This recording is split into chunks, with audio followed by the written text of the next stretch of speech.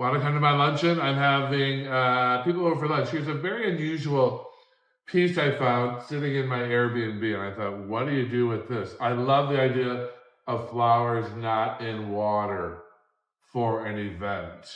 So I'm going to drape my monstera leaves through there. I've got some plumosa. I'm going to take my plumosa and lay it through the hole in the center of this piece. Look how pretty it is already. It's like draping down the table, maybe even over the edge for all I know. So there's our start. Then I've got some mini callas.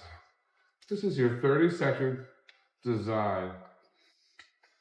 There's your mini callas draping down the table, and you're just going to stagger them a little bit. I think this is a really pretty design for a luncheon.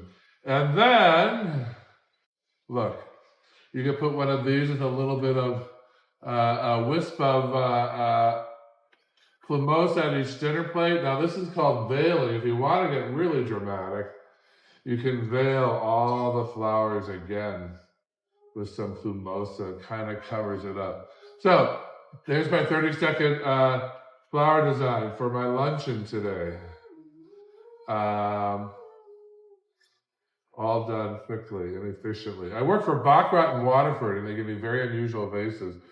So I've got to be on my toes to make sure I make them look good and don't just cover them up with flowers. I have to make the piece look interesting. Again, if I was coming to lunch and this is on the table, I think, ooh, I'm in for an interesting afternoon. Make your flowers interesting.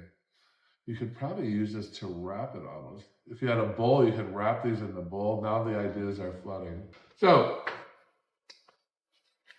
our Flower School 101. If you want to learn how to do this and more, come to class. I'll see you there. I got to get ready. I've got luncheon in 15 minutes.